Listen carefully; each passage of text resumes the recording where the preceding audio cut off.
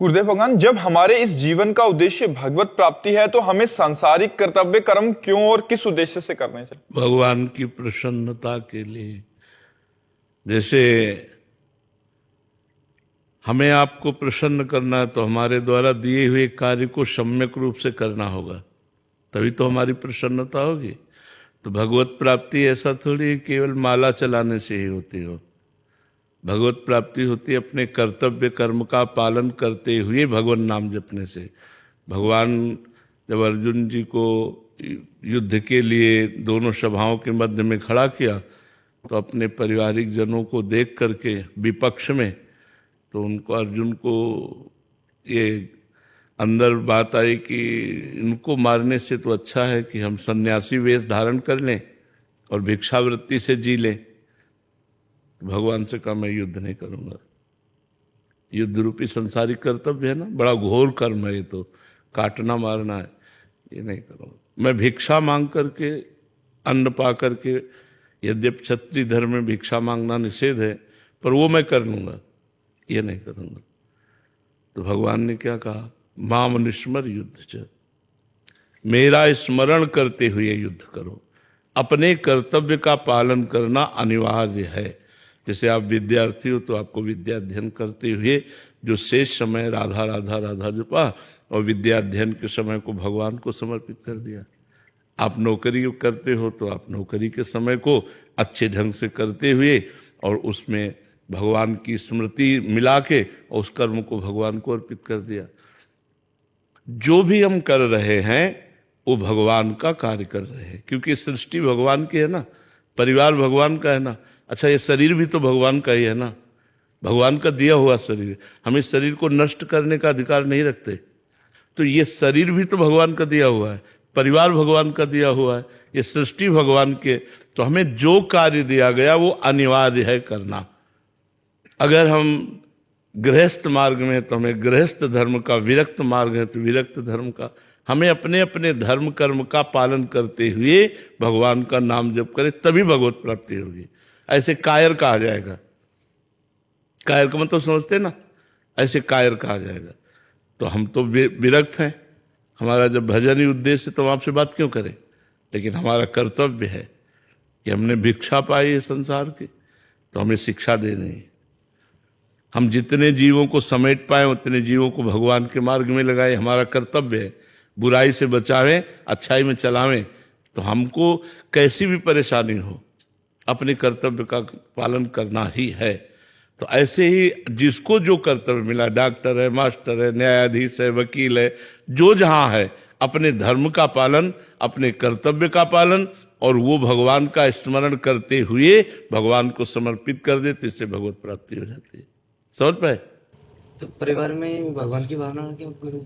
हाँ, वो भगवान वास्तविक बच्चा है ही। जैसे मानो भावना करना एक होता है कि है नहीं, पर हम भावना करते हैं। जैसे हाइलोजन में लाइट है, एसी में भी तो लाइट है, तो हीटर में भी लाइट है, लेकिन तीनों के कार्य अलग हैं। एक प्रकाश कर रहा है, एक शीतलता प्रदान कर रहा है, एक गर्मी प्रदान कर रहा है। अगर बुद्धिमान न हो तो कह दे वही बिजली गर्मी कैसे प्रदान कर रही है, वही बिजली ठंडा, वो बिजली तो चमक रही है। तो बिजली का क्या स्वरूप, जो यंत्र में पहुंची वही स्वरूप प्रकाशित कर देती है। गड़ासे में पहुंची तो काटने का काम शुरू कर दिया, मोटर में पहुंची तो पानी निकालने का काम शुरू। बिजली बिजली है, सब में बिजली है। तो चाहे पापी हो, चाहे पुण्यात्मा हो, चाहे अपना हो, चाहे पराया हो, चाहे छोटा हो, चाहे बड़ा हो, चाहे जड़ हो, चैतन्य हो, सब में बिजली एक है, वो है परमात्मा। जो पावर है वो परमात्मा है। तो सब में परमात्मा की भावना करनी है, क्योंकि परमात्मा है। एक होता हम भावना कर रहे हैं, पता नहीं है कि नहीं, परमात्मा है। और जिस समय हमारी भावना परमात्मा भाव से होती है वही भगवत प्राप्ति की योग्य हो जाती है। और जो संसार के भाव से होती तो वही बांधने वाली क्रिया वही है। एक बांधने वाली बन गई, एक मोक्ष वाली बन गई। पिता को भगवान मानकर आराधना की तो वही मोक्ष वाली बन गई, और पिता को पिता मान करके मोहयुक्त आराधना की, वही बांधने वाली बन गई। समझ पा रहे हैं?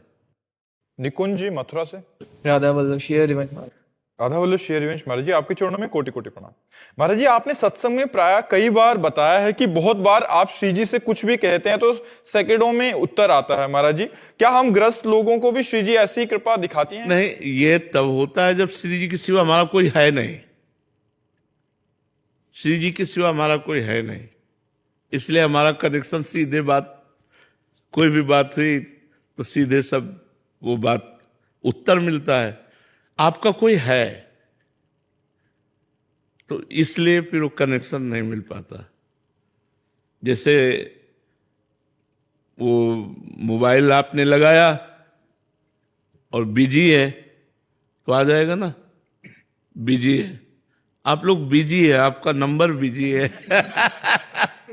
माता पिता भाई बंधु रिश्तेदार नातेदार रुपया पैसा या कोई नहीं, या खाली नंबर है, चाहे जब बात कर लो। हम बिजी ही नहीं है, हम आप में बिजी है, आपके सिवा कोई है नहीं और आप में ही हम हैं, तो इसलिए लग जाता है।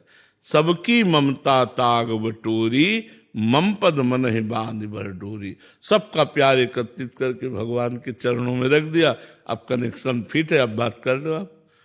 तो अभी अपना प्यार देह में है, देह संबंधियों में बहुत जगह बटा हुआ है, इसलिए वो अनुभव में नहीं आता। भजन करो, धीरे धीरे भगवान के चरणों में प्रेम हो जाए। प्रेम ही कनेक्शन है, जो भगवान से बात करने का है वो प्रेम है। ढाई आखर प्रेम के पढ़े सो पंडित होए। जो प्रेम प्राप्त कर लिया वही विद्वान, वही भगत, वही ज्ञानी, वही सब। तो प्रेम के लिए खूब नाम जप करो, अच्छे आचरण करो, सत्संग सुनते रहो, ठीक है। महाराज जी, जैसे फिर श्री जी से कुछ कहते हैं तो वो सुनती हैं? फिर सुनती तो है, लेकिन उत्तर तुम्हें तभी मिलेगा जब सबकी ममता ताग बटोरी। केवल श्री जी से, जैसे मीरा जी कहती, मेरे तो गिरधर गोपाल दूसरो न कोई, मेरे तो गिरधर गोपाल दूसरो न कोई। यहाँ दूसरे बहुत कुछ है, लेकिन बस गिरधरे गोपाल अपने नहीं है, और सब कुछ है नहीं है। तो ये बात आनी चाहिए, तब बात बनेगी। बार बार भगवान से मांगते हैं कि भैया हमारे को तो घर ही दे दो, संसारिकता ही दे दो। तो कोई बात नहीं, अपने पिता से नहीं मांगते क्या? भगवान हमारे पिता हैं, पिता से दिन में 10 बार मांगते तो हमें कोई खेद तो नहीं होता। तो भगवान हमारे, तुम्हें माता च पिता तुम्हें हो, तुम्हें बंधुश्च सखा तुम्हें हो, तुम्हें विद्या द्रविणंग तुम्हें हो, तुम्हें सर्वम मम देव देव।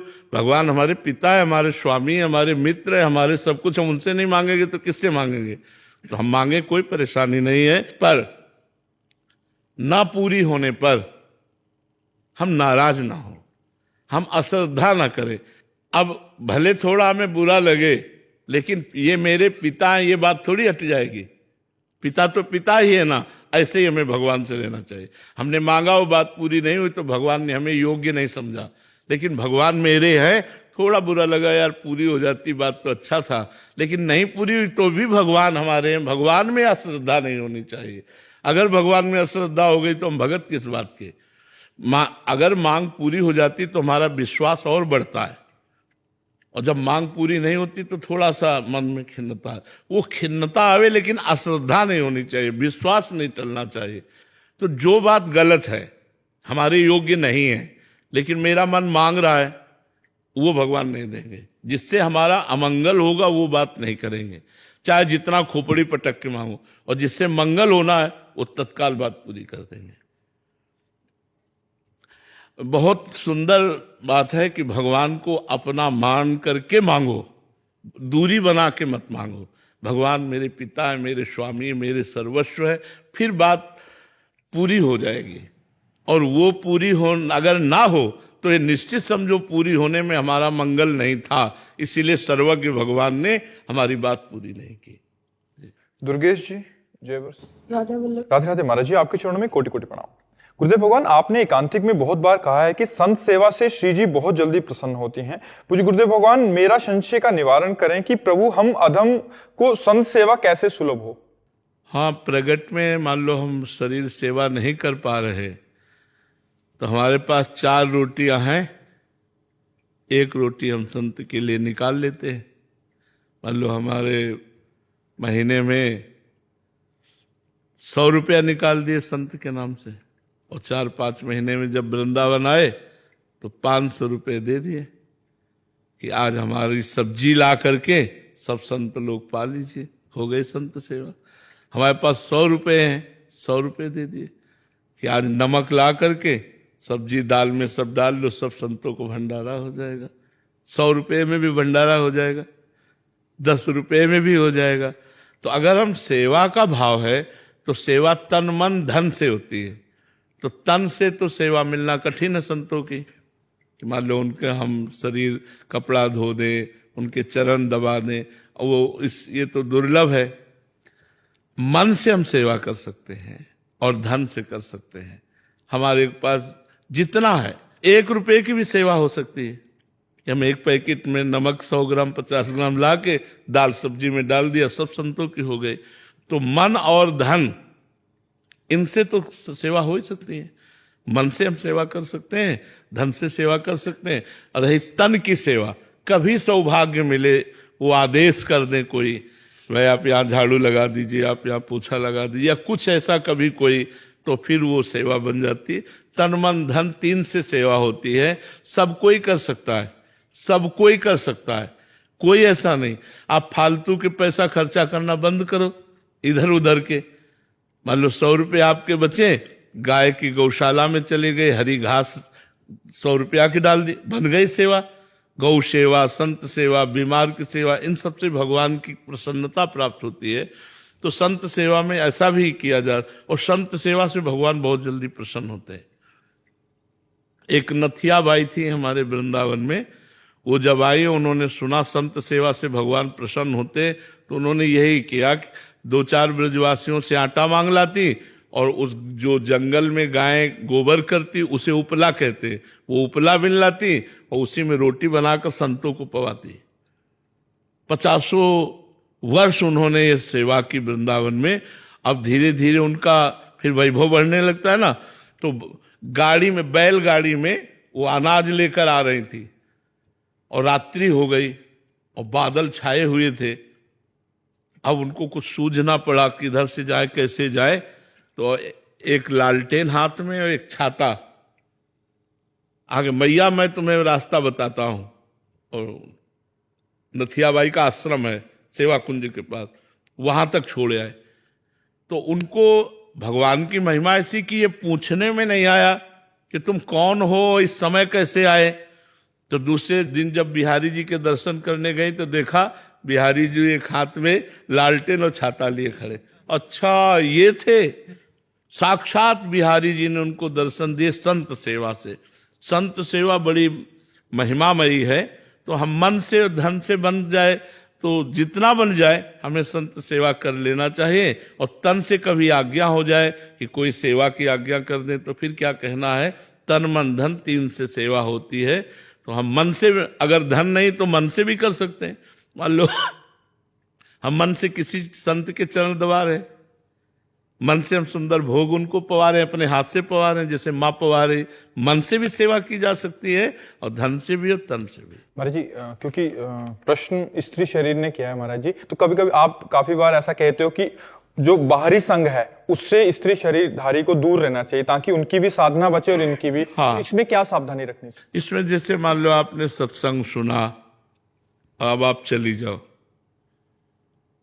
अपने साधना भजन करो। जो सत्संग सुना, क्या जैसे जो संत भगवान एकांत में मिलते भी हैं, बैठते हैं, तो हमको दूरी बना के रखनी चाहिए।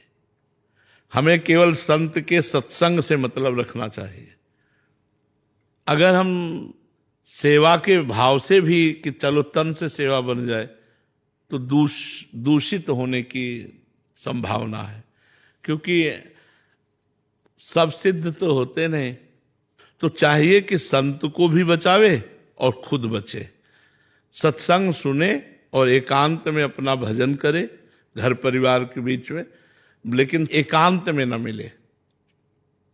अगर एकांत में मिलोगे तो उनकी साधना में विक्षेप पड़ जाएगा। मान लो कुछ नहीं हुआ और जरा सा आकर्षण हुआ तो बार बार चिंतन जाएगा, बार बार।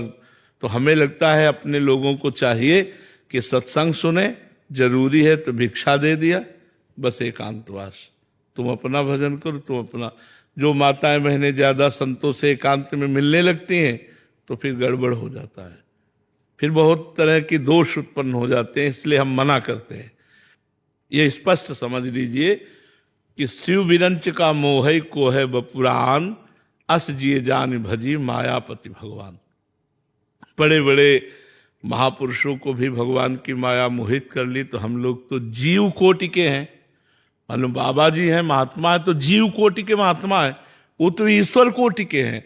जब ईश्वर कोटि के महात्माओं को भी आकर्षण माया कर लेती है, तो जीव कोटि में तो अच्छा, आपको लगा कि हमारे ऊपर संत कृपा हुई, तो आपको लगा चलो सेवा बन गई, सेवा नहीं बन गई, आप भी नरक जाओगे और वो भी नरक जाएंगे।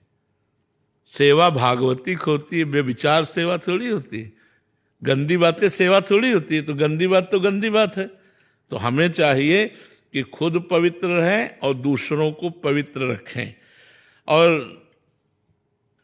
आग और फूस एक जगह होगा तो आग लग जाएगी। फूस और आग अगर नजदीकी बनी तो आग लग जाएगी, इसमें कोई संशय नहीं है। चाहे जितना बुद्धि लड़ाओ, बुद्धि नहीं काम करेगी, वो आग लग जाएगी। तो हमें चाहिए दूरी बना के रखना। हम इसीलिए सबसे प्रार्थना करते हैं, अनन्य चिंतन, अनन्य चेता सततम। पकड़ो इस बात को। अंदर से तुम्हारा चिंतन क्या चल रहा है? बाहर से आपकी सब सेवाएं हैं, पवित्र हैं, मंगल है, ठीक है। बात अंदर की, बाहर से शरीर पवित्र होने की बड़ी सुंदर सेवाएं हैं। अंदर चिंतन अगर राधा वल्लभ श्री हरिवंश, राधा वल्लभ श्री हरिवंश नहीं चल रहा है तो अभी अधूरा है कार्यक्रम। एक टांग केवल कैसे चला जाता है जानते हो? देखते हो कितने कष्ट पर चलते हैं। दो टांगों से कितनी आराम से चला जाता है। दो पंखों से पक्षी आकाश की यात्रा करता है। ऐसे ही शरीर से सेवा और मन से सुमिरन, इन दोनों से अध्यात्म की ऊंचाई पर पहुंचा जाता है। यदि शरीर से सेवा नहीं तो मन के सुमिरन में आप जो लगे हुए हैं उसमें संपूर्णतः आप नहीं लग पाएंगे। सेवा की अत्यंत आवश्यकता है बड़े बड़े सिद्धों ने की। अगर शरीर सेवा में लगा, मन सुमिरन नहीं, तो सेवा में आप टिक नहीं पाएंगे, आपकी वासनाएं गिरा देंगी आपको। दोनों अत्यंत आवश्यक है, शरीर से सेवा और मन से सुमिरन। चाहे गृहस्थ हो चाहे विरक्त हो, अपनी अपनी पद्धति, निवृत्ति मार्ग परक सेवा, प्रवृत्ति मार्ग परक सेवा। जो शरीर से सेवा और मन से सुमिरन करते हुए एक ही मांग करता है कि मेरे सेवा और सुमिरन में कभी बाधा न पड़े, ना ही लोक ना परलोक, ना अणिमादि सिद्धियां, ना मान सम्मान, मुझे कुछ नहीं चाहिए, वही भगवत प्रेम को प्राप्त करता है। भगवत प्रेमी में भगवत चिंतन के सिवा, भगवत प्रेम के सिवा कोई मांग नहीं रहती।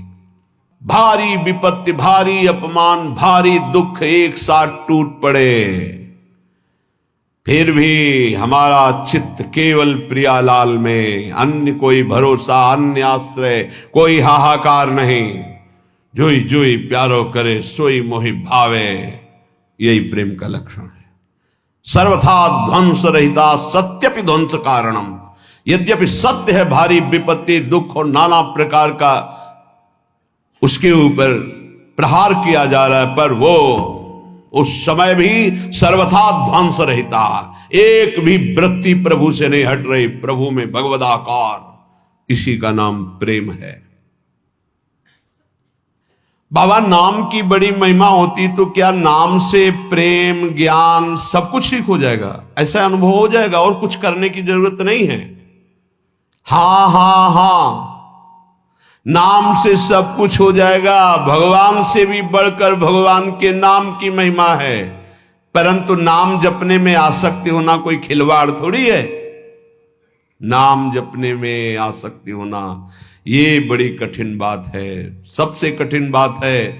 वो धन्य है जो नाम जप में लगे हुए हैं। इसीलिए हर साधक से प्रार्थना करते हैं, कहीं भी किसी भी सेवा में आप हैं, हमारी प्रार्थना, हमारी आज्ञा, जो आप चाहें वो मान लें।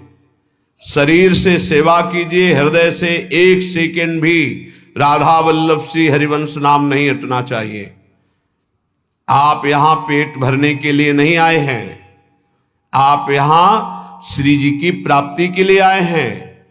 तो शरीर निर्वाह के लिए शरीर के द्वारा सेवा और साधना, उपासना अपने लक्ष्य की प्राप्ति के लिए अंदर से राधा वल्लभ लाल को हृदय ध्यान मुख नाम, बस निरंतरता इस बात में कान में डाल लो, चाहे कोई भी हो। अगर नाम जप नहीं चल रहा तो अधूरे हो, लंगड़े हो, आप यात्रा पूरी करने में गिर पड़ोगे, आप समर्थ नहीं हो पाओगे। अगर नाम जप चल रहा है और सेवा चल रही तो जय जय, दोनों टांगे मजबूत हैं, आप दौड़ के परमार्थ की मंजिल को पूरा कर लोगे। हां, नाम में आसक्ति होना बहुत कठिन है। ये आसक्ति कैसे होती बाबा? जबरदस्ती नाम जपने से। पकड़ लो, राधा राधा राधा राधा, मन कह रहा है नहीं नहीं नहीं, राधा राधा राधा राधा, राधा वल्लभ श्री हरिवंश, राधा वल्लभ श्री हरिवंश। प्रारंभ में जो गुरुदेव ने मंत्र दिया था नैष्ठिक ब्रह्मचर्य में, आगे का गायत्री मंत्र के अलावा ज्यादा देर मंत्र में मन नहीं लगता है। ये सबका है अनुभव, देख लो। ज्यादा देर मंत्र में मंत्राकार वृत्ति तो बहुत अभ्यास की सिद्धि पर होती। तो गुरुदेव भगवान पधार गए थे 2 वर्ष बाद ही, जो ही हमको दीक्षा मिली, 2 वर्ष बाद वयोवृद्ध बड़े भजनानंदी महापुरुष अंतर ध्यान। तो हमने कभी माना ही नहीं कि हमारे गुरुदेव पधार गए। समाधि जहां बनाई गई थी, आज भी वहीं बनी हुई है, तो पीछे बिल्व का विशाल वृक्ष था, बस समाधि के पीछे बैठ जाते। अब मन को हमें नाम में मंत्र में लगाना है, तो शाम्ब सदा शिव, शाम्ब सदा शिव, शाम्ब सदा शिव, शाम्ब सदा शिव, 6 घंटे 8 घंटे ऐसे ही पूरा दिमाग गरम, पूरा साय मच जाता, शाम्ब सदा शिव, शाम्ब सदा शिव। हमको माला की गणना से मतलब नहीं रहा आज तक आपको, वो केवल गायत्री मंत्र में रहा जो गुरुदेव ने आज्ञा की थी कि इतने अनुष्ठान करना है। बकाया हमारा लक्ष्य गुरुदेव की कृपा से ही बना था, हर समय हमें प्रभु से जुड़े रहना है, कभी मंत्र में, कभी नाम में, कभी। अब जो शैव उपासना थी, 50 बार इस स्तोत्र का मानसिक होता था। नमामि समीसान निर्वाण रूपम विभुम व्यापकम ब्रह्म वेदस, नमामि समीसान निर्वाण रूपम विभुम व्यापकम ब्रह्मवेद स्वरूपम निजम निर्गुणम निर्विकार। बस शब्दों का चिंतन, एक एक शब्द का चिंतन। तब ऐसे लगता, वायु चलती तो लगता मेरे महादेव मेरा आलिंगन कर रहे, शिव शिव शिव शिव, हर हर हर हर। ऐसे हृदय की तरंगे भगवदाकार वृत्ति में परिणित होने के लिए जिद्दी स्वभाव, हट करके उसमें लगना। बाबा कह रहे हैं नाम में आसक्ति कैसे होती? हठ पूर्वक नाम जप करने से। माला में मन नहीं है तो धर दो, माला शुरू कर दो, राधा राधा राधा राधा राधा राधा राधा राधा राधा राधा। भन, जैसे वो भृंगी नाम का कीड़ा दूसरे कीड़े को भ्रंग ऐसे करके भृंगी बना देता है। हम अपने मन को कृष्णाकार करते हैं, भगवदाकार करते हैं। 1 घंटे 2 घंटे 4 घंटे लगे। जब हम कीर्तन में देखते, उत्साह पूर्वक कीर्तन, एक अद्भुत आनंद की उत्पत्ति होती। खुद आप देखिएगा, जब आपके गले की नसें फूलने लगे, हाँ, वैसे लड़ाई हो तो मोहल्ला जानेगा, कीर्तन हो तो बाहरावा जाना मुश्किल हो जाए। ऐसा नहीं होना चाहिए। उच्च स्वर स्तंभद सर्वदैव, ऊंचे स्वर से भगवान नाम कीर्तन करे। आपसे सत्य कहते हैं। क्यों ये बोल रहे हैं? क्योंकि विश्वास की कमी है, इसलिए महापुरुष कसम पूर्वक सत्य पूर्वक ऐसा बोलते हैं। यदि आपको संसार की आसक्ति नष्ट करनी है, दुखों से पार जाना है, तो आप नाम जप में लग जाओ और नाम जप में जबरदस्ती लगकर आसक्ति पैदा कर लो नाम की। बिना नाम की आसक्ति के काम नहीं चलेगा। सच्ची आसक्ति नाम में हो जाए, बस अपने आप आनंद मगन रहेंगे। नाम चल रहा है ना, आनंद मगन रहेंगे। बड़ी बड़ी दिव्यताएं नाम जप में हुई। महर्षि तुकाराम जी महाराज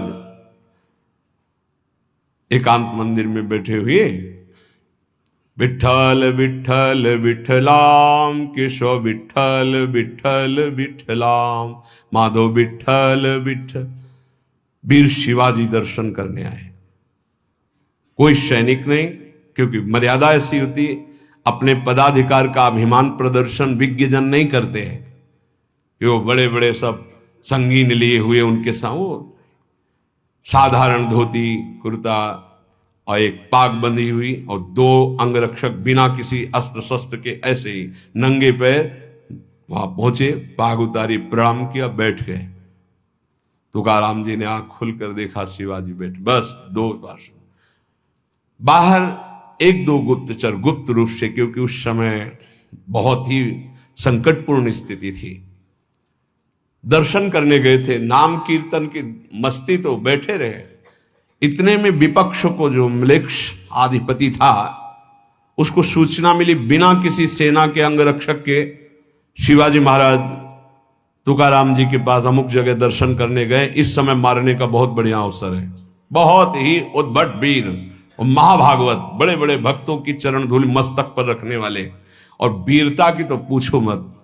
और समर्थ स्वामी के शिष्य थे, कोई ऐसा ले, समर्थ गुरु रामदास जी महाराज। एक गुप्तचर भागते हुए आया और कहा, म्लेच्छ सेना आक्रमण के लिए तैयार हो चुकी है, ना यहां सेना है ना यहां अंगरक्षक है। शिवाजी जानते थे नाम की महिमा, क्योंकि भक्तों का संकट, बिल्कुल कोई डर नहीं। वही प्रीति का क्या लक्षण, विध्वंस की उपस्थिति होने पर भी विध्वंस रहता। तुकाराम जी की तरफ देखा, तुकाराम जी ने ऐसे समझ गए, विठल विठल, तार नहीं टूटा नाम। इतनी देर में घोड़ों की टाप गूंजने लगी, आसपास पूरा मंदिर म्लेच्छों की सेना ने कवर कर लिया, और सेनाधिपति अंदर प्रवेश हुए, नंगी तलवार हाथ में लिए, केवल विठल विठल तुकाराम जी कर रहे हैं, बस कोई नहीं, पूरा मंदिर खाली। सामने चौड़े पे बैठे हैं वीर शिवाजी और दो अंगरक्षक, कोई नहीं दिखाई। वहीं से आवाज लगाई कि हुजूर यहां तो कोई नहीं है, गलत सूचना मिली, छान मारो पूरा मंदिर। पूरा छाना गया, कोई नहीं। बोले वापस चलो, फिर सूचना गलत रही, वापस सेना चली गई। तब बोले शिवाजी कि प्रभु ये क्या था? बोले विठल के नाम का चमत्कार था, विठल के नाम का चमत्कार। एक बार दोनों महापुरुष श्री नामदेव जी और श्री ज्ञानदेव जी महाराज ब्रजमंडल की यात्रा में, प्यास लगी तो विनोद में अपनी सिद्धि का प्रयोग किया। ज्ञानदेव जी महाराज बड़े सिद्ध महापुरुष, उन्होंने बहुत सूक्ष्म रूप धारण किया और कुएं में जाकर जल पीकर आ गए, और नामदेव जी से कहा हम तो पी आए। नामदेव जी से कहा आप, तो कहा आपके चरणों के प्रताप से पानी यहीं आ जाएगा। विठल विठल विठल विठल, जैसे नाम उच्चारण करे कुआं का पानी ऊपर बढ़ रहा है, सामने से कुआं के पानी की धार ऐसे बहने लगी। विठल विठल, आपको तो सूक्ष्म से धारण करके जाना पड़ा, नाम के बल से कुएं का पानी, ये आश्चर्य की बातें नहीं है। नाम सर्वाश्चर्यमय है, नाम बिल्कुल जिनको विश्वास होगा। ये जो आप देख रहे हैं, ये डायलिसिस शरीर को नहीं देख रहे हैं, ये राधा नाम का प्रताप देख रहे हैं। आपसे सच्ची कहता हूं, ये हमारी तपस्या नहीं, हमारी साधना नहीं है, ये हमारा शरीर नहीं है, ये हमारा कोई महत्व नहीं है, ये मेरी लाडली के राधा नाम का प्रताप है। जब तक सुनवाना चाहती तो बैठे बैठे दहाड़ रहे, और जिस दिन सुनवाना ना चाहेंगी तो जैसे पुराना मकान ढह जाता है ऐसे ढह जाएगा। अर्जुन जी जब युद्ध समाप्त हुआ तो भगवान से कहा उतरिए प्रभु, क्योंकि पहले सारथी उतरता फिर रथी। तो भगवान ने कहा आज मैं पहले नहीं उतरूंगा, आज आपको उतरना पड़ेगा। तो उनका प्रभु आज तक का नियम रहा है, क्योंकि सखा भी है ना, इस पहले सारथी उतरे तो बोले अर्जुन पहले तुम उतरो, जो मैं आज्ञा कर रहा हूं, इस समय मैं आज्ञा कर रहा हूं। तो अर्जुन सीरियस समझ गए कि भगवान जो आज्ञा, सब तुरंत उतर पड़े, और जे भी भगवान हटे तो पूरे रथ में आग लग गई। बोले प्रभु ये क्या, बड़े बड़े दिव्यास्त्र नहीं जला सके, वो आज युद्ध की समाप्ति। बोले हां, मेरे संकल्प के द्वारा हर दिव्यास्त्र अपना प्रभाव दिखाकर नष्ट हो जाए, लेकिन आपके रथ को मेरे संकल्प रूपी कवच ने बचा रखा था। आज युद्ध पूरा हुआ, और आज मेरा संकल्प हटा तो भस्म तो कब हो चुका था। तो जिस शरीर को आप देख रहे हो ये नष्ट कब हो चुका था। इसमें केवल राधा नाम प्रताप है, वो कोई चमत्कार इससे केवल नहीं माना जाता कि ऐसा नहीं, अतुलित बल है, असीम आश्चर्यमय है राधा नाम।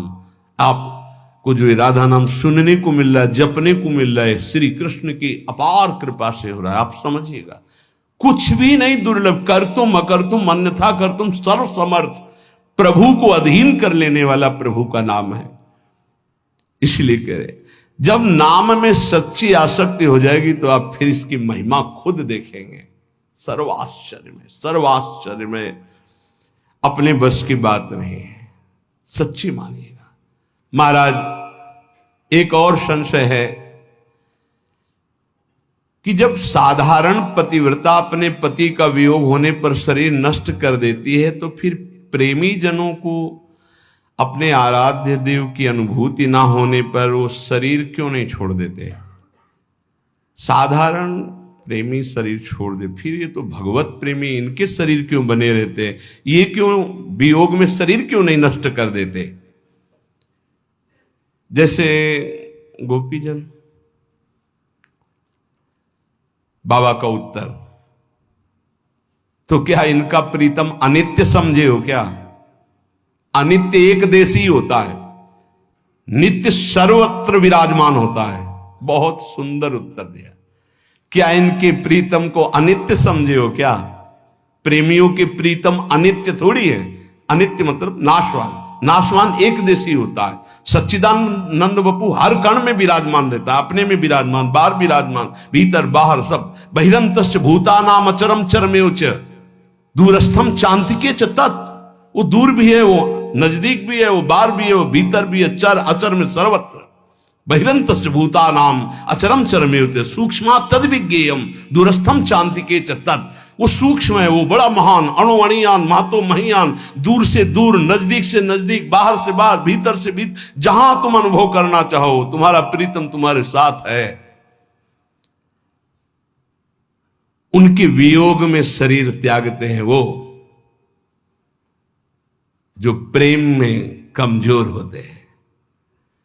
गोपिका समर्थ प्रेमी हैं, वो अपने इष्ट के इशारे को समझती है, इसीलिए वो शरीर रखकर उनके प्रेम में विकल रहती है। फिर आप समझो, एक श्री कृष्ण मथुरा में बैठे थे, एक हर गोपी के पास श्री कृष्ण थे। उद्धव जी ने अनुभव किया, हर गोपी के पास श्री कृष्ण। बाहर से भी योग दिखाई दे रहा है, लेकिन हर गोपी को श्री कृष्ण के सानिध्य का अनुभव हो रहा है। कैसे उनका शरीर छूटे। कोई उनके प्रीतम अनित्य है क्या। और प्रेमी वही होता है जो अपने प्यारे की इच्छा का अनुगमन करे, प्यारे जो चाहते हैं। प्रीतम की प्रसन्नता ही प्रेमी का जीवन होता है। प्रीतम की प्रसन्नता है शरीर रखकर मेरे प्रेम में आह्लादित रहो, डूबी रहो, विरह में डूबो। तो गोपी जन प्रसन्नता पूर्वक दुस्सा विरहानल का आदर करते हुए स्वीकार किए हुए हैं। ऐसे महान प्रेमी जन प्रभु की इच्छा का अनुगमन करते हैं। बहुत शूरवीरता चाहिए इस मार्ग में। कायरों का ये मार्ग नहीं, जरा सा विपत्ति आई भाग पड़े, जरा सा विपत्ति आई अश्रद्धा हो गई भगवान पे, भगत नहीं। ये धद्दे हैं, स्वार्थी है, वाणिज्य है, ये प्रेम नहीं है। कि हमें जरा सा विपत्ति अपमान हुआ भगवान से अश्रद्धा हो गई, क्यों अपमान दिलाया। नहीं, अपने प्रीतम माना देह को, देह संबंधियों को, भोगों को, और भगवान को माना साधन। आप हमारा काम बना दीजिए। आप जरा सा विक्षेप पड़ा अपनी मनोकामना में, कोई भगवान नहीं, नास्तिकता आ गई। ये भक्ति है, ये प्रेम है, ये मोहब्बत है अपने प्रीतम प्रभु से। लौकिक मोहब्बत में प्राणों की बलि दे देते हैं। दो शरीरधारी परस्पर प्यार करते हैं, वास्तविक आसक्ति हो जाए तो उनके बिछुड़ना संभव नहीं। वो शरीर त्यागना संभव हो सकता है, लेकिन बिछुड़ना नहीं। आप सच्चिदानंद से प्यार करते हैं, आप सच्चिदानंद अनंत ब्रह्मांडों की प्रीतम से प्यार करते हैं और आप थोड़ा अपमान नहीं सह सकते। ये प्रेम है? नहीं नहीं, ये प्रेम नहीं। देशभक्तों ने वंदे मातरम कहकर फांसी का फंदा चूमा और जैसे ब्याह का जयमाला डाला जाता है ऐसे पहन के झूम गए, वंदे मातरम जय हिंद बोलकर फांसी के फंदे में लटक गए। तेरे को लटकाना क्या, मैं खुद लटक रहा हूं। अपनी मातृभूमि के लिए प्राणों का बलिदान हंसते हंसते दे दिया। जब देखा शत्रु बंदी बना देंगे तो चंद्रशेखर आजाद जी ने अपने को शूट कर दिया, आखिरी गोली अपने लिए रखी। इन दुष्टों के हाथ नहीं, जब तक जीवित रहूंगा इनका नाश करूंगा। देशभक्ति, ये काम क्रोध लोभ मोह मद मत्सर अनुकूलता प्रतिकूलता निंदा स्तुति मान अपमान, ये हमको गिरा दे और हम भगवान के दास हैं, समझ में नहीं आया। सर्वथा ध्वंस रहिता सत्यपि ध्वंस कारणे, सर्वथा उसके ऊपर सारी विपत्ति नाना प्रकार की सुख सामग्री एक साथ टूट पड़े तो भी ध्वंस रहता। राधा राधा राधा राधा, शरीर नष्ट कर सकते हो, मुझे नहीं। नैनम छिन्नन्ति शस्त्राणि नैनम दाति पावका न चैनम क्लेदयन्त्यापो न शोष्यति मारुता। तुम वरुणास्त्र वायवास्त्र अग्नेयास्त्र इनसे भी नहीं छेद सकते हमें। शरीर का तो नाश होना ही है, इसको तो पहले ही छोड़ दिया है, कोई फर्क नहीं पड़ता। ये प्रवचन नहीं, जीवन। ये जो लोग बाहरी श्रृंगार करते हैं, आजकल लोग बड़ा अपना अमंगल कर रहे हैं, अलौकिक भाव को लौकिक में लेकर के। बाबा कह रहे हैं ये माधुर्य का उपहास उड़ाते हैं। क्या उपहास उड़ाते हैं? मुझ दाढ़ी बना के ऐसे चिकना लगा करके लाली लगा के ऐसे चुनरी ओढ़ करके कि हम सखी हैं। मलमूत्र का भांड सखी है, मलमूत्र का भांड गोपी है ये। अरे आत्मस्वरूप से भावना होती गोपी और सहचरी भाव की, ये लिपस्टिक और पाउडर से नहीं होती है। फालतू में अपने मन को विषयाकार बनाने के लिए इन रजोगुणी वस्तुओं का सेवन करके भ्रष्ट होने का निमंत्रण दिया जाता है। बहुत अच्छे से समझो, हर वाणी में प्रायः इसका निषेध किया गया है। सेवा धर्म का पूर्ण वर्णन करने वाली हमारे सेवा, आगे का शब्द भूल रहे हैं, सेवा विचारम नामक ग्रंथ में इसका बहुत निषेध किया गया है। इसका उपहास न किया जाए। ये बाहरी परिवेश सहचरी नहीं हो सकता, ये स्वरूप होता है बाबा के। आजकल बहुत लोग उपहास इस माधुर्य रस का करते हैं। वो बाहरी शरीर श्रृंगार को बहुत दूरी बना कर रखना चाहिए, बहुत दूरी। बाबा के आजकल बहुत लोग इस माधुर्य श्रृंगार का बड़ा उपहास करते हैं। बाहरी शरीर को लौकिक श्रृंगार से सजाते और समझते हैं कि मैं गोपी मैं सहचरी, ये माधुर्य समझते। परंतु ये विषय भोगों की प्रियता बढ़ाता है, ना कि निर्विकार स्थिति, ना कि महान वैराग्य से दृढ़ युक्त। बहुत सावधान, ऐसे लोगों से दूर रहे, ऐसी क्रियाओं से दूर रहे, ऐसे कभी ना करें।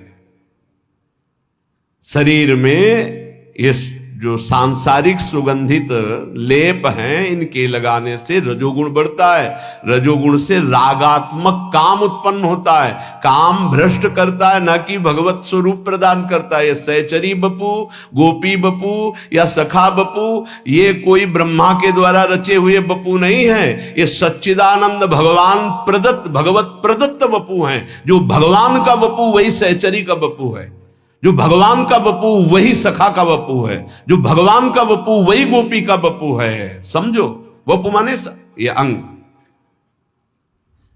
ये बहुत बड़े आगे की चीज है माधुर्य और श्रृंगार। परंतु आजकल कोई वास्तविकता तो समझ नहीं रहा कि जब जीव का जीवत्व मिट जाता है तब भाव देह की प्राप्ति होती है, जिसमें न स्त्री है न पुरुष है न पंचभूत है, न ब्रह्मा के द्वारा रचा हुआ कुछ है। ये जड़ बुद्धि रखने वाले, शरीर को प्रीतम मानने वाले सच्चिदानंद को प्रीतम कैसे मान सकते हैं? इसलिए प्रार्थना है कभी ऐसा संग न करें भूल से। एक सखी कहत गात सेवक जी महाराज ने भी कहा है, जो नाना प्रकार की वासनाओं में ऐसे खेल खेलते, बहुत दूरी, बहुत दूरी। प्रीतम बुद्धि शरीर में बिल्कुल नहीं, दूर भाव। ये उन वैरागियों का है जो तीनों शरीर से वैरागी, स्थूल सूक्ष्म कारण। आप नागरीदास जी का अष्टक पढ़ के देखना, लिखा है ये परमहंसों का रस है, एकांतिक जिनका परमहंस स्वरूप। हंस ही नहीं, परमहंस स्वरूप, वो इस रस का। एक लंगोटी लगी नागरीदास जी के, 7-7 8-8 दिन लीला चिंतन में डूबे। वो सहचरी बपू,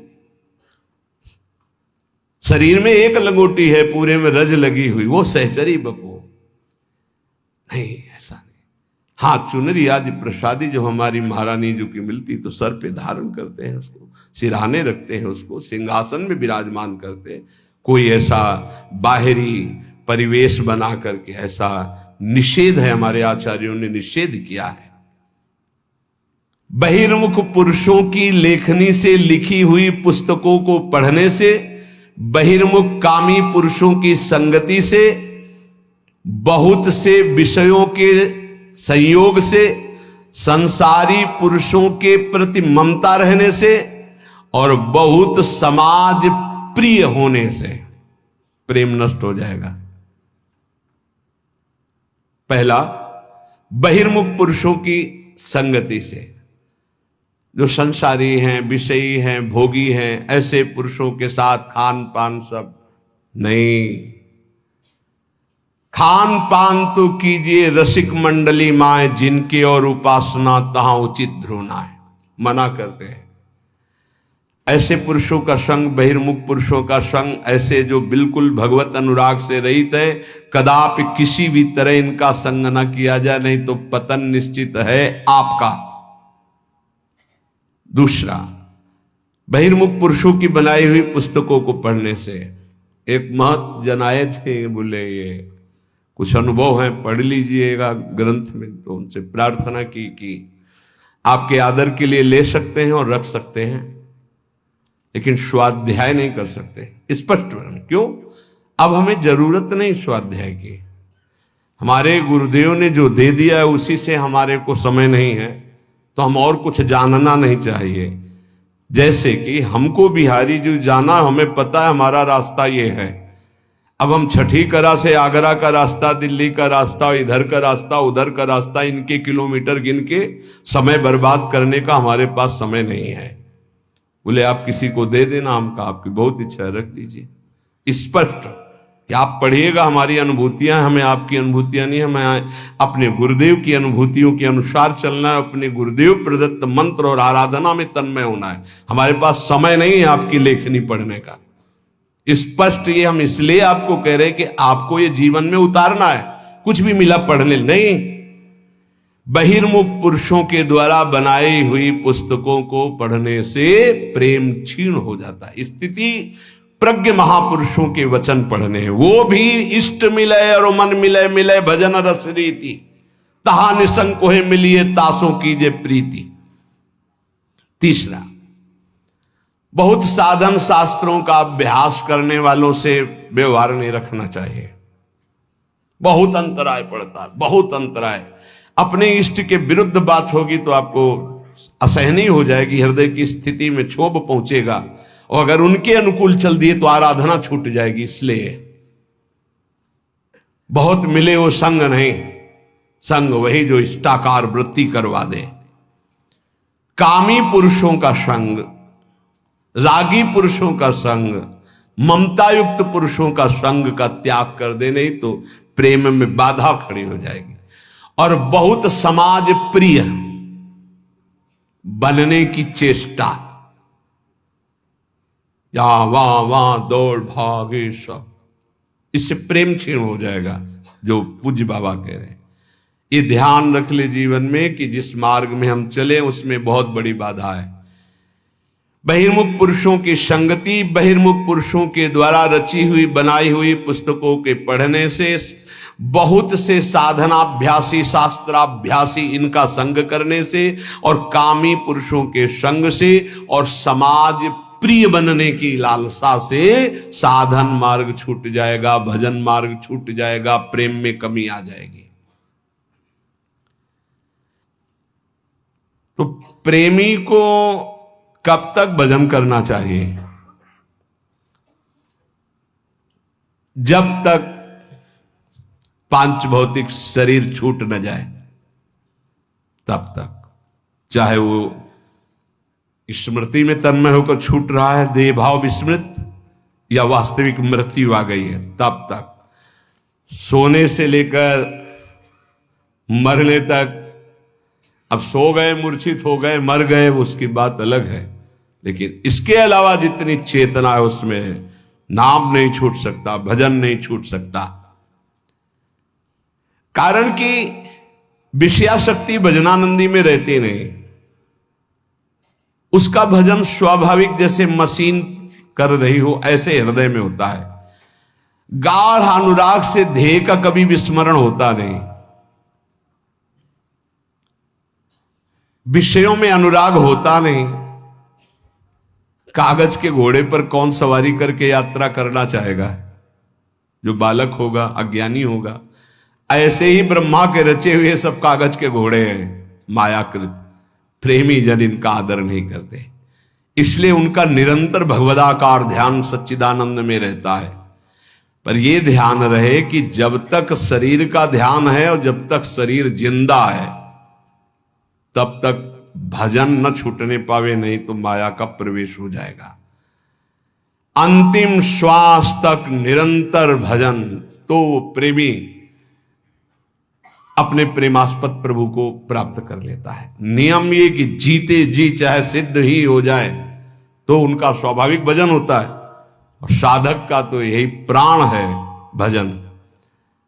अपने जीवन को भगवत चरणारविंद में अर्पित करके निरंतर नाम जप का ऐसा अभ्यास करो, कोई वस्तु व्यक्ति स्थान तुम्हारे नाम जप को छुटा ना पावे, भारी से भारी संपत्ति या विपत्ति भजन को रोक ना पावे। यही साधना है।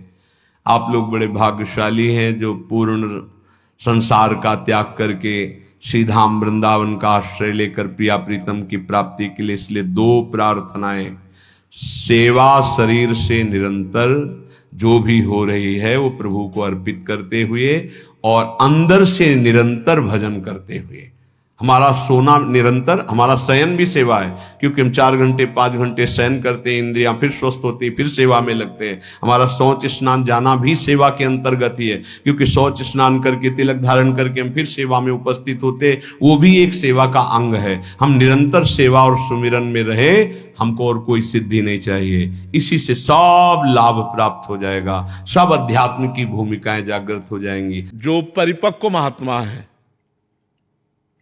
उनका तो आप कुछ बिगाड़ ही नहीं सकते। जैसे भुना हुआ चना, तो चाहे जितना खाद पानी लगा उसमें अंकुरण नहीं होना। जो परिपक्व, जिनका मन भगवान में लग गया, उनको तो कोई भ्रष्ट ही नहीं कर सकता। लेकिन मन लगाने की चेष्टा कर रहे हैं, कभी मन भोगों में जाता है, कभी भगवान में जाता है।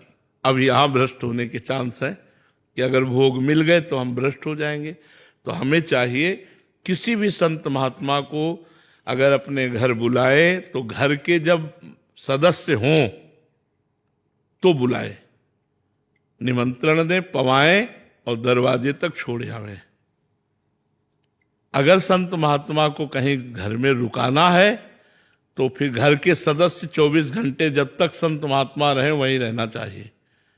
कभी ऐसी छूट नहीं देनी चाहिए कि आप जा रहे हो बाहर, घर में मन है, गड़बड़ हो जाएगा। पक्का समझ लो, हम इसलिए कह रहे हैं मन बहुत बदमाश है, बहुत बदमाश है। इस पर कभी विश्वास नहीं करना चाहिए, कहीं भी कैसे भी। और ये बड़ा बुद्धिमान है कि पकड़ में ना आवे। कुछ नहीं बिगड़ेगा, केवल बात करनी है। चलो बात, कुछ नहीं, केवल मुस्कुराना है, हंसना है, खेल, धीरे धीरे धीरे धीरे वो भ्रष्ट हो जाता है। एक महात्मा थे, हम कई बार सुना चुके हैं, वो नहर में खड़े होकर भजन करते थे। गंगा नहर, नहरें नहीं निकलती, तो नहर में खड़े होकर भजन करते थे जल में, और निर्वस्त्र रहते थे। बड़ा कष्ट सहा जाता है, ठंडी, गर्मी, सर्दी, बरसात। वो महात्मा का जब प्रभाव हुआ तो लोग आने जाने लगे। अब लोग टिफिन लाने लगे, फिर प्रसाद पवाने लगे, फिर धीरे धीरे लोग प्रार्थना करने लगे, महाराज जी माताएं बहनें आती, कपड़ा पहन लिया, तो लंगोटी लगाने लगे। फिर प्रार्थना करने लगे, महाराज जी आप जैसे संत अगर हमारे घर नहीं जाएंगे तो घर किस काम के, घर तो पवित्र होते हैं, आप जैसे संत।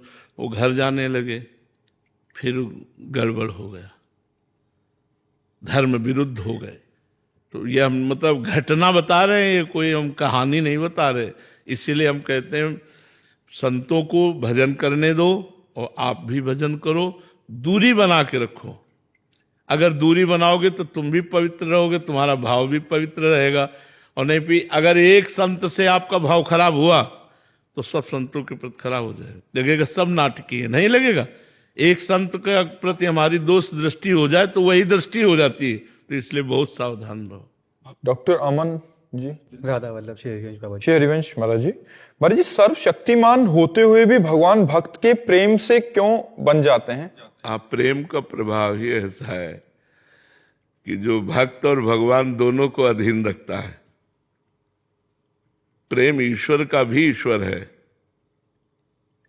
थोड़ा सा प्रेम करो, इतना महान ईश्वर, देखो अर्जुन का रथ हाँक रहा है।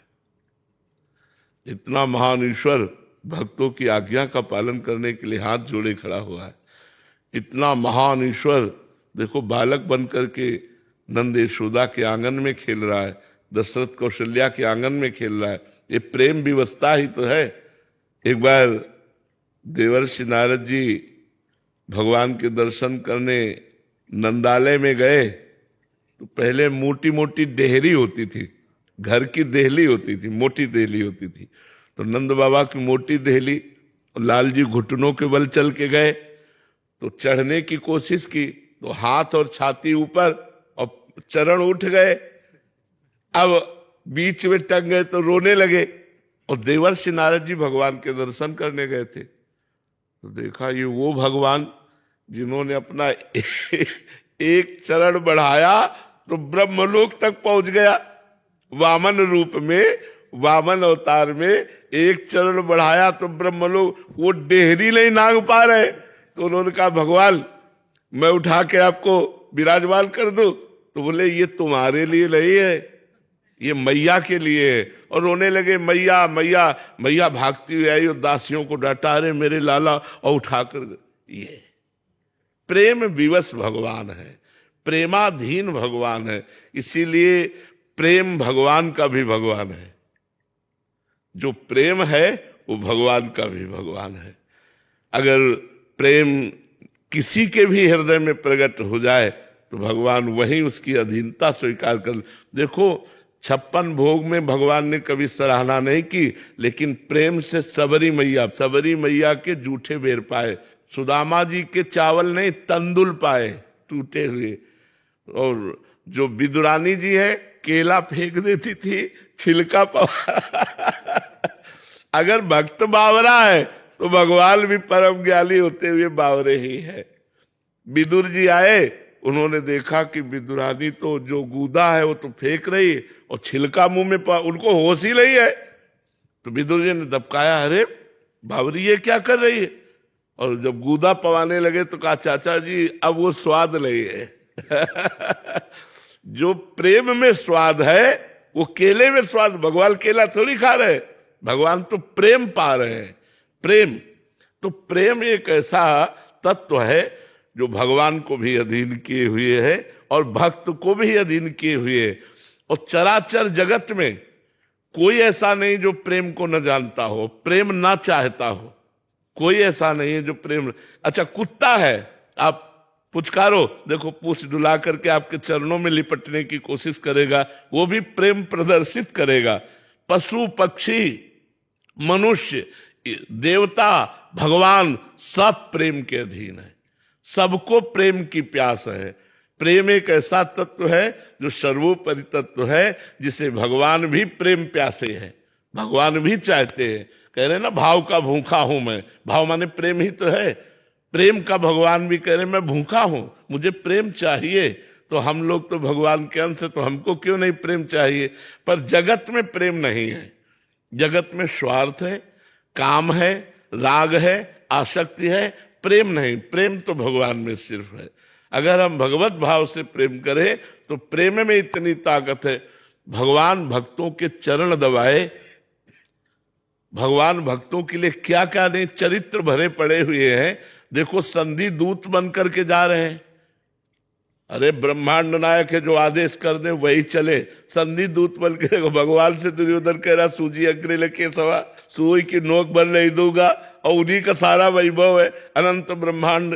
तो भाई प्रेम एक ऐसा तत्व है जो भक्त और भगवान दोनों को अधीन किए हुए है।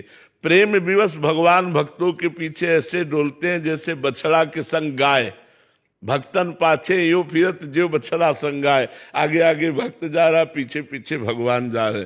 जहां जहां मेरा भक्त चरण रखे वहां वहां रखूं हाथ, पीछे पीछे मैं फिरूं कभी न छाड़ूं साथ। भगवान प्रेम विवश भक्तों के अधीन हो गए, भक्तों के अधीन हो गए।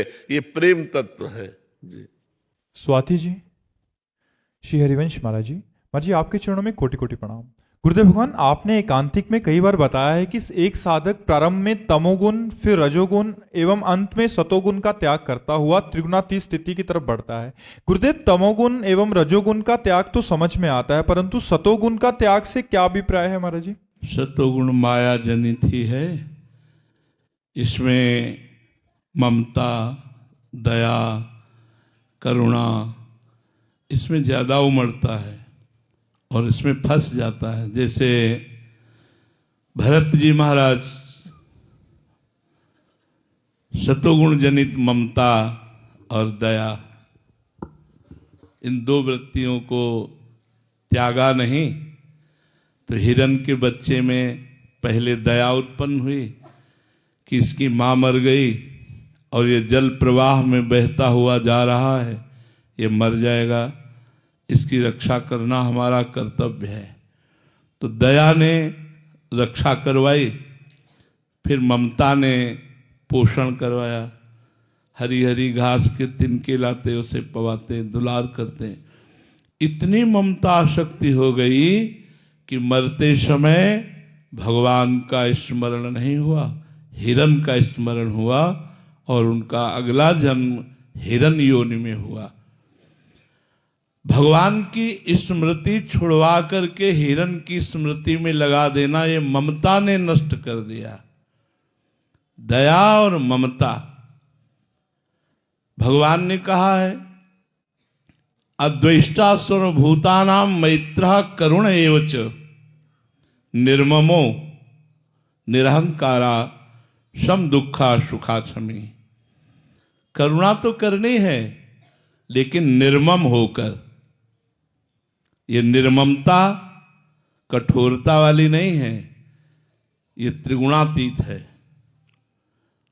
निर्ममता भगवान की प्रियता प्रदान करती है और ममता संसार की प्रियता प्रदान करती है। इसीलिए रामायण में कहा सबकी ममता ताग बटोरी, मम पद मन ही बांध बटोरी। सेवा सबकी करनी है लेकिन अहंकार नहीं रखना। निर्ममो निरहंकारा सम दुखा सुखा क्षमे। दुख सुख में समान भाव, क्षमावान, किसी में भी दोष दर्शन नहीं, सबके प्रति करुणा और मैत्री का भाव, लेकिन ममता और अहंकार रहित। तो जो सतोगुण है इसमें दया, करुणा, ममता आदि की वृत्तियां हमको माया में फंसा देती हैं। तो हमको त्रिगुणातीत होना पड़ेगा। जो त्रिगुणातीत हो जाता है वो स्वरूप में स्थित रहता है, वो शरीरों में ममता नहीं करता, वो क्रिया में अहंकार नहीं करता। इसलिए सतोगुण जनित राग भी त्याग करना अत्यंत आवश्यक है। पर ये बहुत ऊंचाई की बात है। पहले सतोगुण का इतना हम संग्रह करें कि रजोगुण और तमोगुण नष्ट हो जाए। सतोगुण त्यागना नहीं पड़ता, अपने आप शांत हो जाता है। रजोगुण तमोगुण त्यागना पड़ता है। सतोगुण तो भागवतिक वृत्तियां इतनी बढ़ जाती हैं कि वो अपने आप शांत हो जाता है। इसलिए त्याग प्रधान तो रजोगुण और तमोगुण वृत्तियों का है। सतोगुण का संग्रह करे, फिर सात्विक भाव से ऊपर उठकर गुणातीत हो जाए, ऐसा वर्णन किया गया है। मेघना जी बेंगलोर से। राधे राधे गुरुजी। गुरुजी, जीवन निर्वाह के लिए आज तक भौतिक वस्तुओं की आवश्यकता होती है, किंतु भगवत प्राप्ति के लिए उनसे आसक्ति छोड़ना भी आवश्यक है। महाराज जी, नाम जप के साथ साथ हमें नहीं, आवश्यकता और आसक्ति ये दोनों अलग अलग क्षेत्र हैं। जैसे हमारे प्राण पोषण के लिए हमें अन्न और जल की आवश्यकता है, लेकिन हमको समोसा, चटनी, पिज्जा, बर्गर, ये नहीं चाहिए। अगर इनकी इच्छा है तो आप बंधन युक्त है, और प्रारब्ध वशात यदि ये मिल जाता है, अपन इच्छा पूर्वक पा लेते हैं तो कोई बंधन नहीं। इच्छा ही बंधन है। तो गृहस्थ में रहते हुए सात्विक भोग को भगवान को अर्पित करके धर्म के द्वारा कमाए हुए धन से यदि हम अपनी वासनाओं की पूर्ति करते हैं तो उससे उपासना परिपक्व होती है। तो आवश्यकता और आसक्ति में अंतर है। आवश्यकता हमें जल पीने की है, आवश्यकता हमें वस्त्र धारण करने की है, तो हम साधारण वस्त्रों से भी तो शरीर ढक सकते हैं। जरूरी कि बड़ी बड़ी कंपनियों के आप वस्त्र धारण करें? अगर वो बड़ी बड़ी कंपनियों के वस्त्र धारण करें तो उसके लिए अर्थ चाहिए। आवश्यकता की पूर्ति भगवान सबकी करते हैं, लेकिन आसक्ति की पूर्ति कभी नहीं हो सकती। आसक्ति बढ़ती चली जाती है। आवश्यकता जो हमारे वास्तविक जीवन के लिए, उस सबको भगवान ने दिया है। ऑक्सीजन फ्री, प्रकाश फ्री, भूमि फ्री, जल भगवान ने दिया। जो भगवान की तरफ से हमारे जीवन पोषण उपयोगी वस्तुएं वो सब हैं। अब हमारी चाहतें जो है वो हमें फंसा रही हैं, तो चाहतों को हमें थोड़ा सीमा में रखना है। ये चाहतें कभी पूर्ण नहीं हो सकती, ये बढ़ती ही चली जाती हैं। तो आसक्ति चाहतों से बढ़ती चली जाती है, चाहतों में आसक्ति हो जाती है, इसीलिए भगवान की प्राप्ति नहीं होती। नहीं, भगवान की प्राप्ति कोई कठिन नहीं है। जो काम कर रहे हो वही करो, पाप युक्त नहीं होना चाहिए। नाम स्मरण करते हुए और उस कर्म को कृष्णार्पणमस्तु। जो आपकी आवश्यक वस्तुएं भगवद अर्पित करके उनका शरीर पोषण के लिए कोई बंधन नहीं।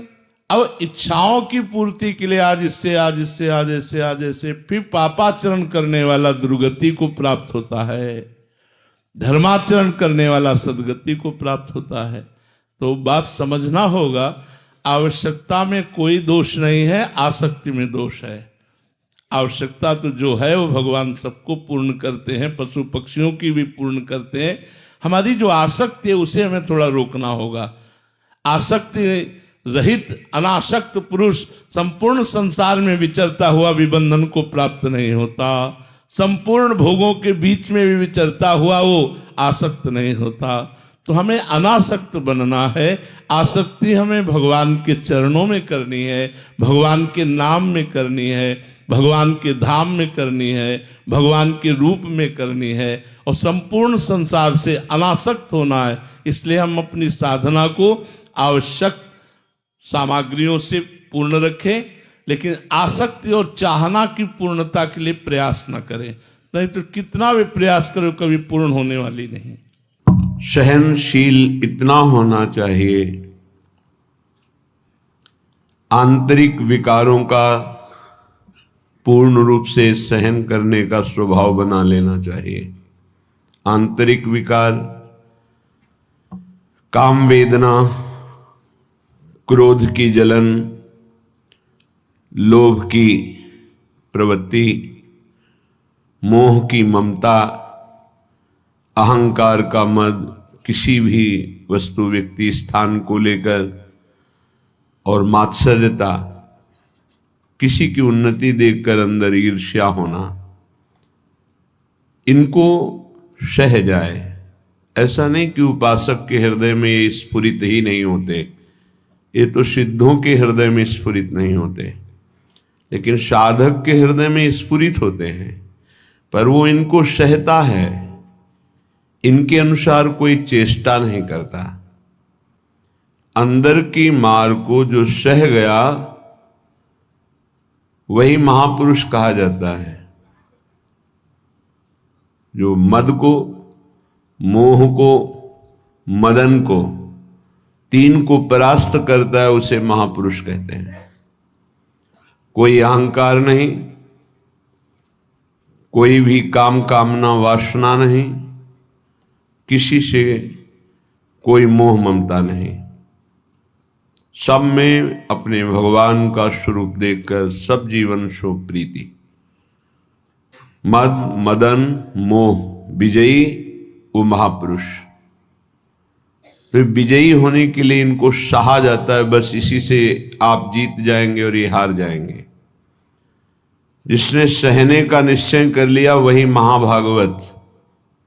सहत सहत बाढ़े भगति, उसके हृदय में भक्ति का प्रतिपल ऐसा स्वरूप बढ़ता रहता है कि वो अन्य का चिंतन करने की वृत्ति ही खो देता है, अनन्य चिंतन में डूबा रहता है।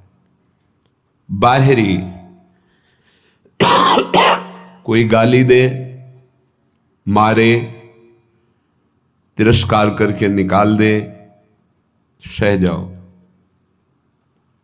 सह जाओ, तुम पवित्र हो जाओगे, तुम महान बन जाओगे। ये संसारी पुरुष इसे नहीं समझ पाएंगे क्योंकि अहम है। कैसे सह जाऊं? वो हमको ऐसा बोलेगा, हम सह जाएंगे, फिर वो और बोलेगा, नहीं, वो बोलने लायक नहीं रहेगा, आप सह जाओ। ये आपका सहनशीलता का स्वभाव ही उसको परास्त कर देगा। सबसे बड़ा बल क्षमा, और वही क्षमा उसका परिवर्तन कर देगी। नहीं परिवर्तन करने लायक है, दंड देने लायक है, तो उसका पतन भी हो जाएगा, बहुत बुरी तरह से नष्ट हो जाएगा वो। उमा क्षमा साप होते भारी, दोनों तरह की मार सह जाए वही महात्मा, चाहे गृहस्थ हो या विरक्त हो। तितिक्षा पहला लक्षण है भगवत प्राप्ति के उपासक का, सहन करना। इसे अंदर बैठा लिए, ना तो किसी से कहना है, ना किसी से सहयोग लेना है, चाहे बाहरी आक्रमण हो चाहे आंतरिक। चुपचाप अपने आराध्य देव का विधान देखना है, बस आप जीत जाओगे माया पर। आप मन को अपने अधीन कर लेंगे, जो बहुत कठिन बात है। श्रीपाद प्रबोधानंद जी महाराज करुणा करके कह रहे हैं, अय उपासक, चांडाल स्वखरादिवद यदि जनाः कुर्वन्ति सर्वे तिरस्कारम दुर्विषहंच तेन नहि मे खेदस्तनीयानपि देवा दिव्य में च भूत निबहा प्राणाश्च दद्युर्महा स्नेहात्तुष्टमतो न मे गुरुतृषो श्रीवृंदावनीये रसे। ऐ मित्र, ऐ सखे, मेरी बात मान ले। जो नीच पुरुष के द्वारा किए हुए अपमान को मुस्कुरा के सह जाता है, वो प्रिया प्रीतम के प्रेम को सहने की योग्यता प्राप्त कर लेता है। ये शर्त है। नीच पुरुष, आप शरीर से उसे दंड देने में सबल हैं, आप तप के द्वारा उसको नष्ट कर सकते हैं, हर तरह से आप उस पर शासन कर सकते हैं। ऐसे होते हुए भी आप किसी भी तरह का उसके लिए कोई दंड विधान नहीं करते, और वो आपको गाली दे रहा है, हो सकता है वो आपके शरीर को भी चोट पहुंचा दे, आप मुस्कुरा के चल दिए तो आपको वो वस्तु मिलेगी जो बड़ी बड़ी साधना से नहीं मिलती। ये रहस्य है। यह रहस्य जल्दी किसी की समझ में नहीं आता है। अगर समझ में आ गई तो समझ प्रिया प्रीतम के चरणों तक पहुंच जाएगी। प्रार्थना मान लीजिए, सहन करना प्रिया प्रीतम को प्राप्त करना है। कहने चांडाल सुखरादिवत, जैसे कोई गधे को, कुत्ते को ऐसे बुरी तरह से तिरस्कार करे, वो क्या करेगा? चल देगा। गधा खड़ा है, क्या करोगे? डंडा मारोगे, उसको गाली दोगे, वो चल देगा वहां से। वो कोई आप प्रतिक्रिया नहीं करेगा आपके प्रति, वो भाग पड़ेगा वहां से। कुत्ता है, आप टुकड़ा रोटी का डालिए, पुचकारी आएगा, फिर डंडा मार दीजिए, फिर चला जाए, फिर पुचकारिए, वो फिर एक बार आपको देखकर हिम्मत करेगा, फिर आएगा, फिर मार दीजिए। वो कोई प्रतिक्रिया नहीं करेगा, प्रतिकूल व्यवहार नहीं कर पाएगा। ऐसे एक बार परमहंस श्री स्वामी ओंकारानंद सरस्वती जी महाराज उनके चरणों में बैठे हुए थे, तब उन्होंने कहा, बच्चा, साधु को इतना सहनशील होना चाहिए जैसे कुत्ते का। कुत्ते का सहनशील स्वभाव, उसे टुकड़ा डालो, पुचकारो, आ जाएगा, डंडा मारो, भाग जाएगा, फिर बुलाओ, फिर आ जाएगा। उसको मान अपमान का कहीं कोई बोध नहीं। ऐसे ही कई बार साधु का अपमान हो, फिर आओ अच्छा ले लो रोटी, फिर गाली दे, फिर भगा दे, फिर आओ अच्छा ले लो। उसको कभी बुरा नहीं लगना चाहिए और आखिरी बात तक फिर हाथ फैला देना। लाइए, ये बड़ी बात जो महापुरुषों में पाई गई, ये बड़ी बात पाई गई। मानापमान का किंचन मात्र भी कोई प्रभाव नहीं। श्वान की तरह जैसे उसको मान अपमान का कोई, तब वो त्रिभुवन पूज्य ब्रह्मा के द्वारा भी नमस्कार योग्य हो जाता है। ऐसे महापुरुषों के पीछे भगवान डोलते हैं कि इनकी चरण रज हमारे ऊपर पड़ जाए। स्वयं भगवान कहते हैं, मैं ऐसे भक्तों के पीछे डोलता हूं। निरपेक्षम मुनिम शांतम निर्वैरम शम दर्शनम अनुब्रजाम्य हम नित्यम पूरे त्यंगुरेणु भी। हे, बहुत बढ़िया अवसर है, सह जाओ। जब कर्म भोग आता है तो किसको गाली दोगे? सहते हो ना, तो एक कर्म भोग मानकर सह जाओ। अंदर विकार आवे तो सह जाओ, बाहर कोई अपमान करे, गाली दे तो सह जाओ। बहुत ऐसे स्थान पर पहुंच जाओगे जहां सुख ही सुख है, दुख का लेश नहीं है। और अपमान करने वाले, निंदा करने वाले वहां पहुंचाने में हमारा बड़ा सहयोग करते हैं। इसलिए कभी इनका बुरा ना सोचे। करत जे अनशहन निंदक तिन्हु पे अनुग्रह कियो। हे भगवान, इनको कभी दंड मत देना, इनकी बुद्धि शुद्ध कर दो, इनका शरीर स्वस्थ रहे। नाथ, ये तो यंत्र मात्र हैं आपके मंगल विधान कराने में, हम इनको बिल्कुल दोषी नहीं मानते। ऐसा स्वभाव भक्तों का होता है। कह रहे हैं कि नीच पुरुषों द्वारा, जैसे चांडाल आदि हैं, चांडाल कहते हैं जो चतुर्वर्ण से रहित, जो मांस मदिरा व्यभिचार हिंसा इस तरह के आचरण करता है, उसे चांडाल कहते हैं। जो कुछ भी खा सकता है। शास्त्रों में कुत्ते का मांस खाने वाला, ऐसे नाना प्रकार के कुमार्गगामी प्रवृत्तियों में जो हर्षपूर्वक चलता है उसे चांडाल कहते हैं।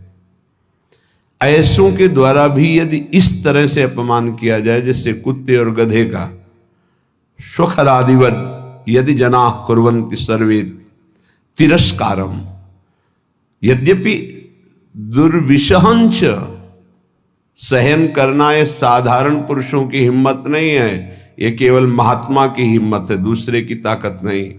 महात्मा किसी वेश का यहां संबोधन नहीं है, यहां गुणों का संबोधन है। वो गृहस्थ भी हो सकता है, वो स्त्री भी हो सकता है, वो पुरुष भी हो सकता है, बालक भी हो सकता है, जवान भी हो सकता है।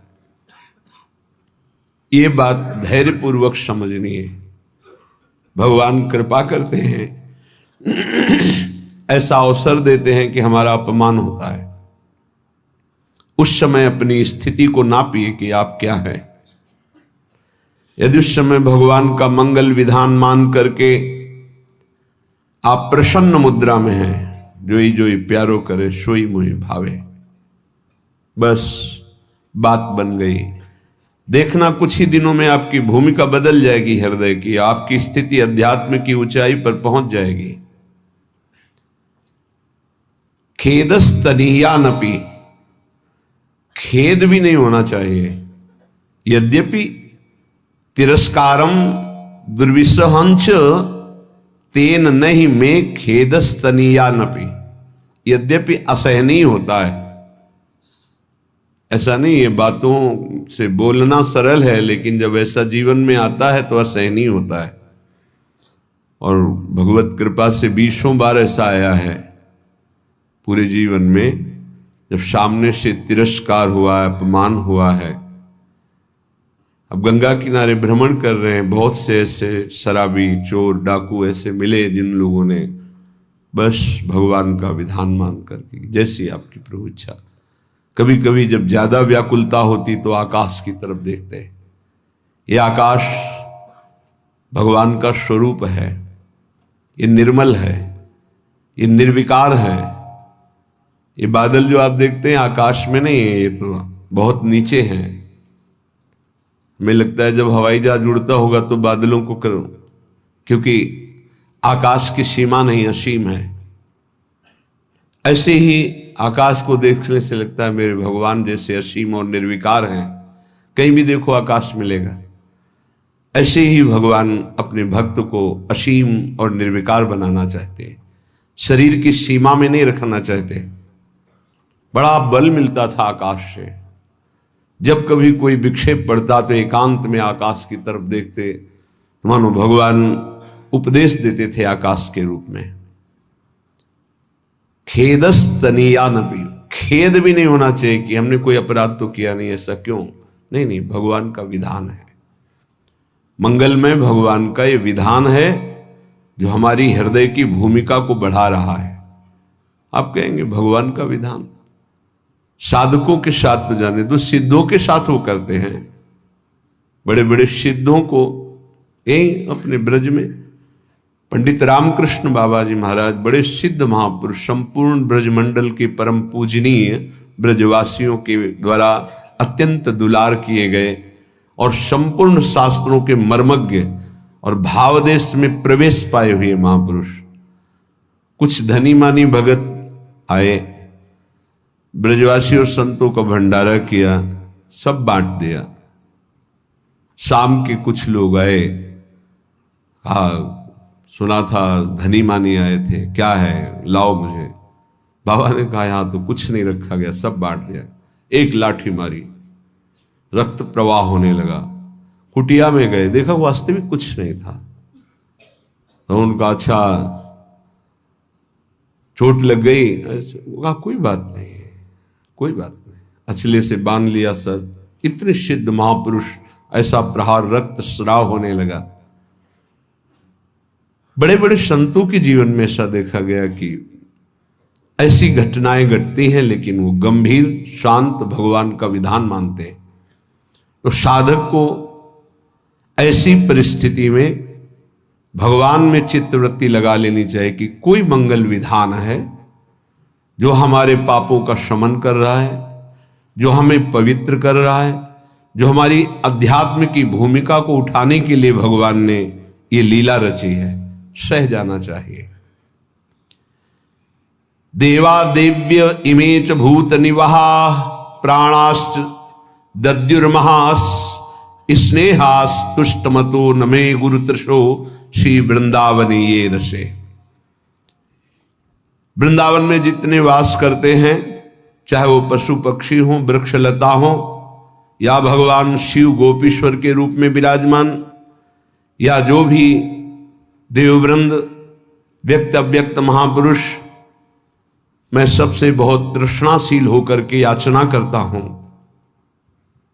कि आप हमसे संतुष्ट हो जाएं और मुझे कभी किसी अपराध के कारण वृंदावन से बाहर ना निकाला जाए। ये वृंदावन का जो महायश है वो समापन की तरफ प्रार्थना कर रहे हैं। हे गोपीश्वर महादेव, हे समस्त खगमृग पशु पंछी, हे वृंदावन के व्यक्त अव्यक्त महापुरुषों, यदि मेरे से कोई अपराध बन गया हो या बन जाए तो यहां दंड दे देना, पर मुझे कभी यहां से निकालना नहीं, मुझे धाम से वंचित मत कर देना। मैं बहुत तृष्णाशील हूं, बहुत प्यास है हमारे अंदर प्रिया प्रीतम के प्रेम की, और वो केवल वृंदावन प्रेम समुद्र ही बुझा सकता है। इसलिए मुझे कभी अलग मत करना, कोई अपराध बन जाए तो मुझे यहां से निकालना मत। मेरे लिए और कोई संतोष विधान नहीं हो सकता। श्रीपाद कह रहे हैं मुझे और कोई संतोष प्रदान नहीं कर सकता कि हमारे अंदर दिव्यता आ गई, सिद्धियां आ गई, संतुष्ट हो गया। नहीं नहीं, मुझे केवल वृंदावन चाहिए। ये तो प्रार्थना की, 2 पंक्ति में उपदेश सहनशीलता का, 2 पंक्ति में प्रार्थना, ये सबको करनी चाहिए। 2 पंक्ति अपने आचरण में उतारने चाहिए, 2 पंक्तियों की प्रार्थना करनी चाहिए। कई बार प्रार्थना में बताया है कि ऐसी प्रार्थना करके कि मन वचन कर्म से अगर कोई अपराध बन गया हो तो हे वृंदावन धाम, हे वृंदावन धाम के व्यक्त अव्यक्त महापुरुषों, जाने अनजाने में मन वाणी शरीर से जो कोई चेष्टा आपके विपरीत हुई हो क्षमा करना, और मुझे धाम की कृपा से कभी वंचित मत होने देना।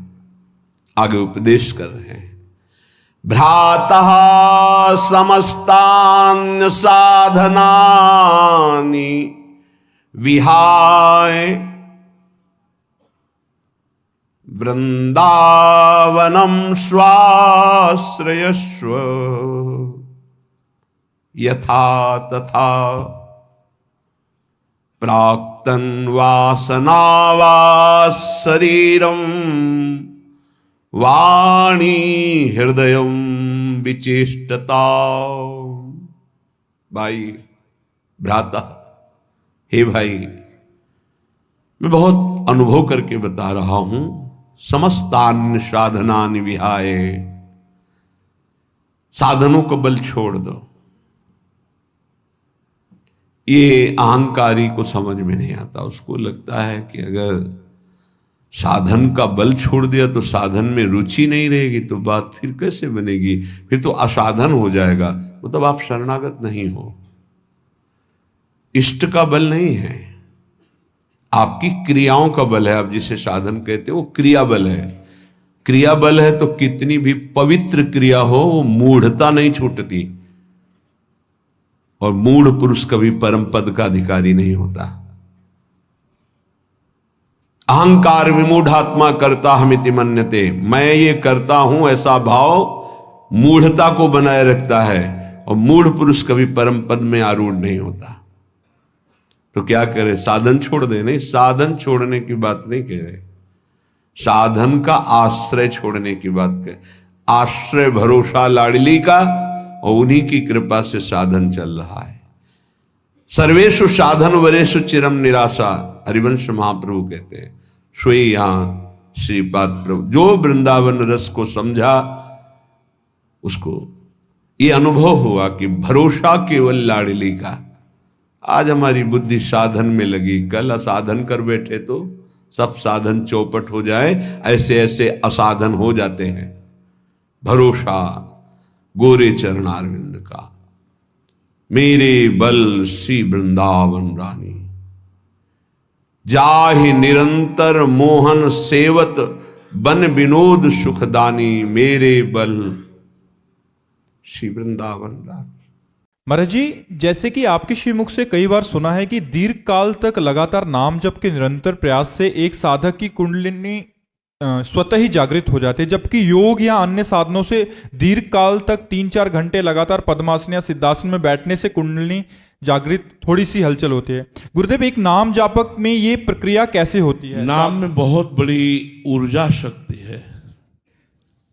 नाम में एक बहुत बड़ी सामर्थ्य। आप देखो, जपना शुरू करो, आपके अंदर जलन पैदा हो जाएगी।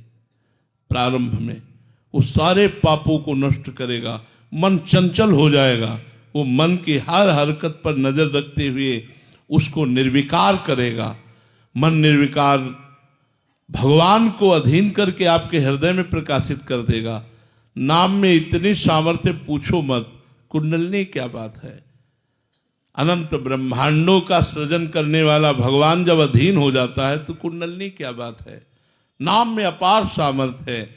जैसे दो लकड़ियों के घर्षण करने पर अग्नि प्रकट हो जाती है, ऐसे ही जिह्वा और नाम दोनों के घर्षण करने से आत्मज्ञान प्रकट हो जाता है, प्रेम प्रकट हो जाता है, संपूर्ण संसार से घोर वैराग्य प्रकट हो जाता है।